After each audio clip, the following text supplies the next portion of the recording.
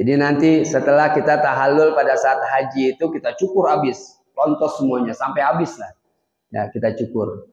Itu yang afdal yang begitu. Walaupun cukur cuma digunting saja juga boleh, tetapi yang afdal adalah cukur habis.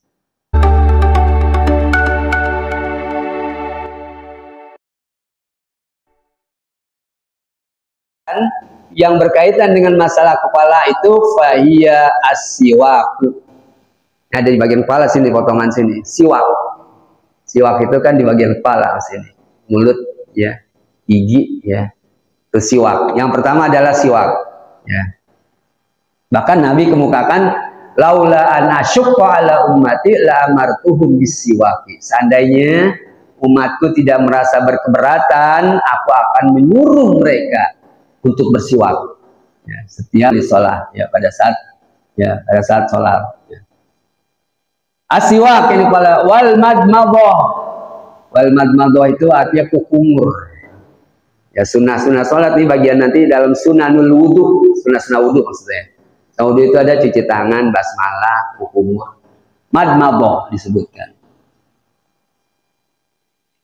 Wal istinsyak. Kemudian juga memasukkan air ke hidung. Instinsak dan instisar apa namanya. Memasukkan air ke hidung kemudian menyemburkannya lagi air tersebut. Disedot kemudian dilepaskan. Itu namanya al-istinsyak. Yang ketiga tuh. Yang keempat, qassus syarib. Artinya merapikan, menggunting. Syarib itu kumis ya. Jadi kumisnya itu digunting, dirapikan. Kalau kumis dirapikan, digunting. Kemudian yang berikutnya adalah wal halku, yakni di bagian kepala adalah halak. Halak itu mencukur habis pada saat selepas umrah atau haji itu kan. Ada dalam Al-Quran wal mukhallikina ru'usahum, dan orang-orang yang mencukur habis kepala mereka. Jadi sunnahnya yang betul-betul sunnah itu cukur habis setelah tahallul ya.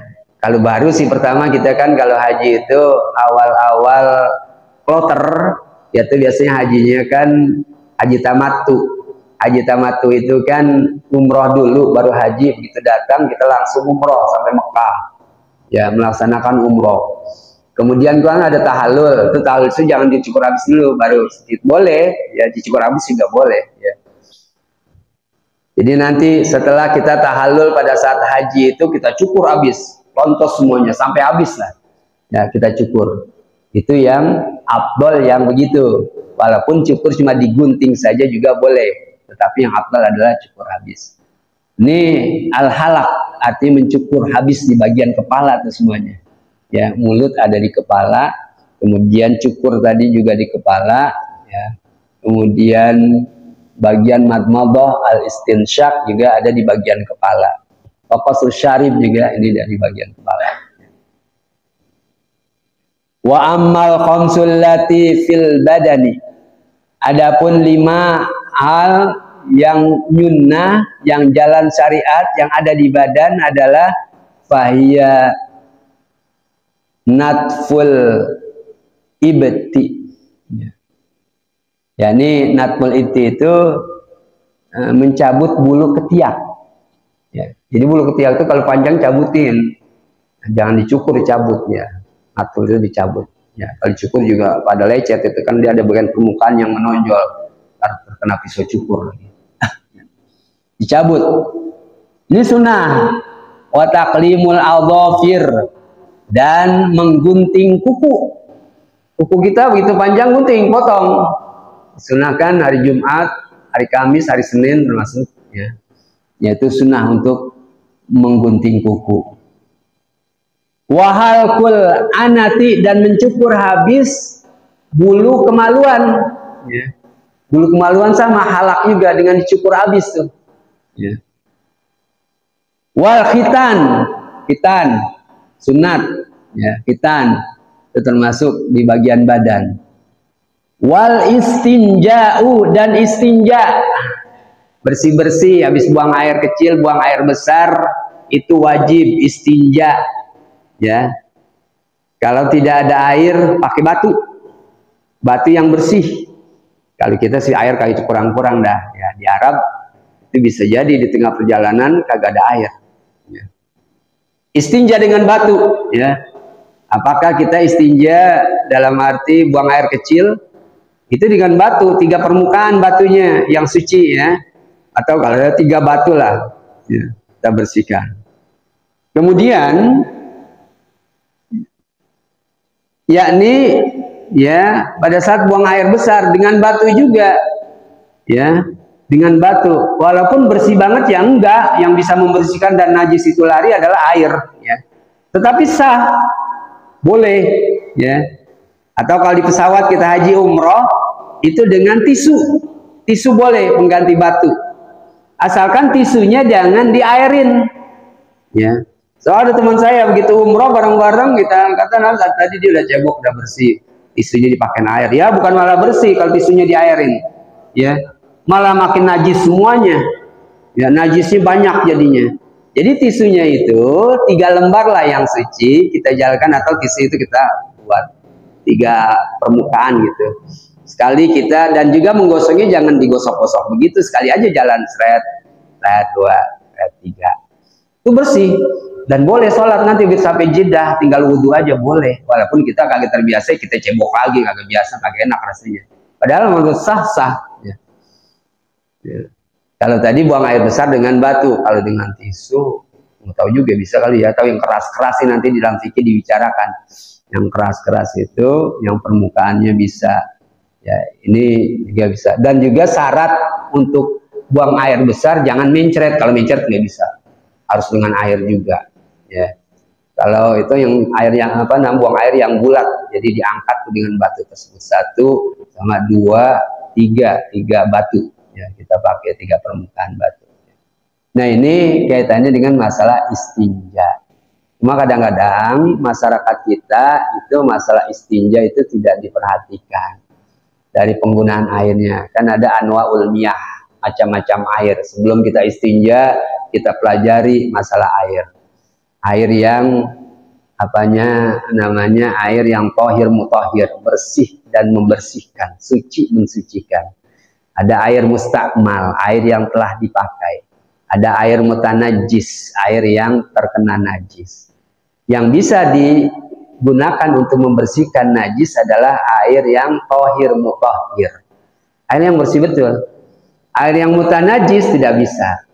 Jadi kalau kita ke kamar mandi, ya kalau saya ke kamar mandi itu ember memang saya geser, angkat. Saya tidak pakai cebok dari ember itu. Saya cuma khawatir aja orang yang sembarangan diciduk, kemudian dicebok di situ, ceret. Coba kalau kita lihat peletikan dari air itu jauh ya. Jadi saya khawatir peletikan itu masuk ke dalam ember. Ember kan air yang tidak cukup 2 kula, dia kena najis jadi najis semuanya. Mutanajis jadinya. Jadi kalau saya cebok saya singkirkan, saya cebok pakai keran aja. Air keran dikucurkan pakai air keran dan bersih dah pasti. Kalau di ember saya ragu, makanya saya tidak pakai. Orang yang kagak ragu nggak apa-apa juga sih kali, ya karena dalam Salman Malik itu pokoknya kelihatannya kagak ada najis aja pakai aja gitu kan. Ya. Jadi itu penggunaan air, ya jangan sampai air mustakmal, air yang sudah dipakai, ya buat wudhu atau buat yang lainnya, kemudian dipakai buat bersih-bersih nggak bisa, atau dipakai buat wudhu nggak bisa. Air mustakmal, air mutanajis tidak bisa dipakai buat wudhu. Jadi ini kaitannya dengan tadi istinja yang bagian dari ya sunnah. Wa nadbu ba'dihim hisalul wa nadhama ba'duhum hisalal fitrah allati ubtuliya biha Ibrahimu alaihissalam fi hadzal baitaini min bahrit tawil. Dan membuatkan nazom. Nazom itu semacam puisi, ya. Syair, ya. Ulama itu biasa membuat syair. Imam Syafi'i ahli syair, ya. Kemudian ulama-ulama kita termasuk Buya Hamka itu ahli syair, syair dalam bahasa Arab. Kemudian juga Kiai Hasyim Asy'ari juga ahli mereka. Nasihat yang dituliskan dalam bentuk syair. Misalnya termasuk yang kita lihat dalam Aqidatul Awam, ya akidah orang secara umum, ya itu dalam bentuk syair dituliskan. Ya. Dari Bahrut Tawil, syairnya itu Bahrut Tawil. Nama-namanya lah banyak tuh nanti nama syair. Bahrut Tawil, Bahur Kamil, Rojaz. Ya. Ini Bahar Tawil. Bahar itu semacam senandungan yang memang ada pecahan-pecahannya. Kayak Rojaz misalnya. Mustafilun. 3 tuh pecahannya, bagian yang pertama apa namanya? Satroh yang pertama. Yang kedua setelah tanda bintang atau tanda apa itu? Mustafilun. Ala Muhammadun huwa maliki. Itu mustafilun. Ada Bahar Kamil, ada lagi Bahar Kamil. Ya. Makanya termasuk pada saat kita baca itu Muhammadun Sayyidul Kaunaini wa Taqolai baru ni ya. Muhammadun Sayyidun Kaunaini wa Taqolai ni wal fariqaini ni karena di situ ada pecahan bintangnya, baru nunnya dipisahin itu. Muhammadun Sayyidul Kaunaini wa Taqolain. Taqolan asalnya sih nyambung nunnya, tapi karena syair pecahannya harus dibaca di ni-nya ya. Di bagian yang kedua Muhammadun Sayyidul Kaunaini wa Taqolain ni wal fariqaini min urdi wa min ajami. Mulai dari ni wal fariqaini min urdi wa min ajami. Sama dalam Mulul Azab juga begitu kan? Atau dalam Muzul Syarafal Anam. Mulul Azab ya. Alhamdulillahilladzi qad aujada min nurihi nuran bihi amal huda. Itu qad aujada kan fi'lun madhi, ada qad aujada. Kalau dalam baca Al-Quran kan berhenti, kalau berhenti dimatiin dalnya, qad aujad gitu kan. Ini karena syair dibunyiin, kagak boleh berhenti. Ada lagi di bagian apa namanya Maulid Barzanji, abihi wa ummihi, itu hinya memang dibaca lagi, bukan wa ummi, ya bukan wa ummi, memang dia harus begitu dibaca. Ya. Itu kaitannya dengan masalah syair, kan rawi itu puisi, ya. Syair yang kita harus taat kepada aturan-aturannya. Ya.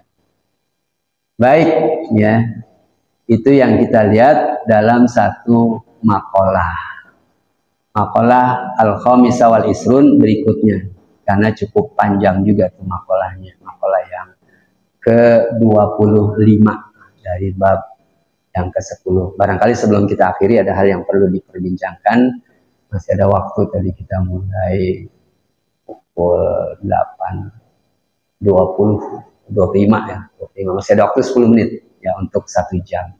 Silakan kalau ada. Ya, sebelum saya dan saya mengatakan ini syarat tentang masalah menunggu anfusakum tahrim. Kita sebagai bapak-bapak ini ternyata lebih berat tanggung jawabnya. Apa yang dilakukan istri kita, anak kita yang dalam kita, ternyata itu jadi pertanyaan buat kita.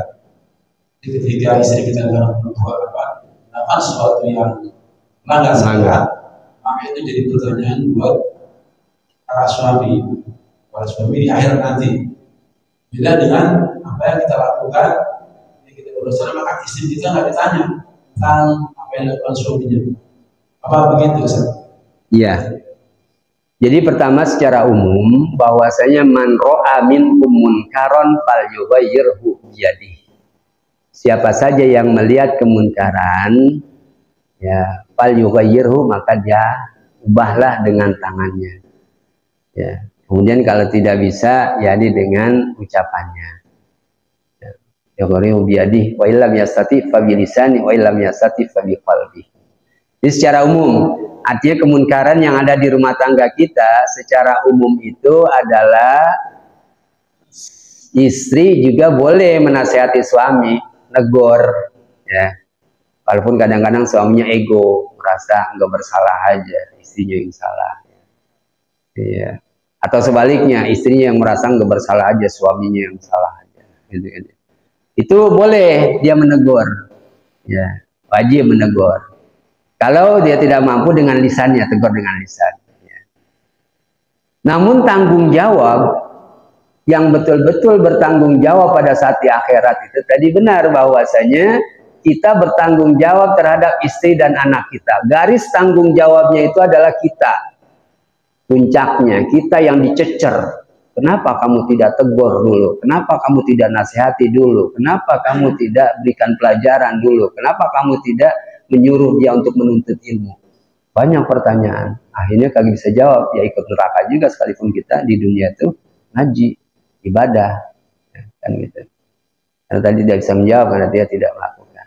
Sedangkan istri, ya anak-anak, ya itu dia bertanggung jawab terhadap dirinya dan tidak kaitannya dengan kita gitu.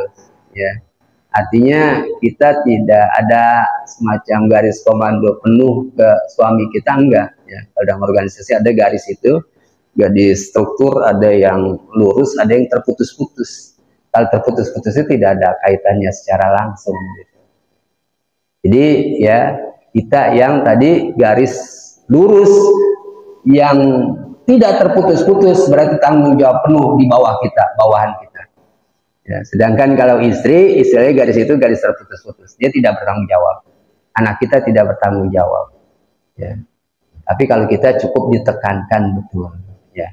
Secara umum iya, ya semuanya adalah suruh menegur secara umum. Tetapi kemudian nanti tanggung jawab penuhnya yang betul-betul dicecar adalah kita sebagai kepala keluarga.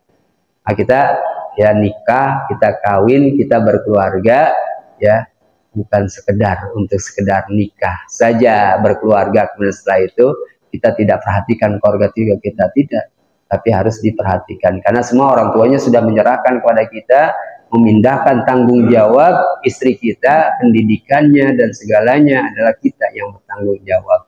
Ya, pada saat itu pula lah, pada saat kita qabil tu nikahaha wa tazwija bil mahril maukur, aku terima nikahnya dan kawinnya, ya Sianok binti Sianok dengan mas kawin tersebut. Pada saat itulah kita bertanggung jawab kepada istri kita, dan kalau lahir anak kita bertanggung jawab pada anak-anak kita. Wallahu a'lam bishawab.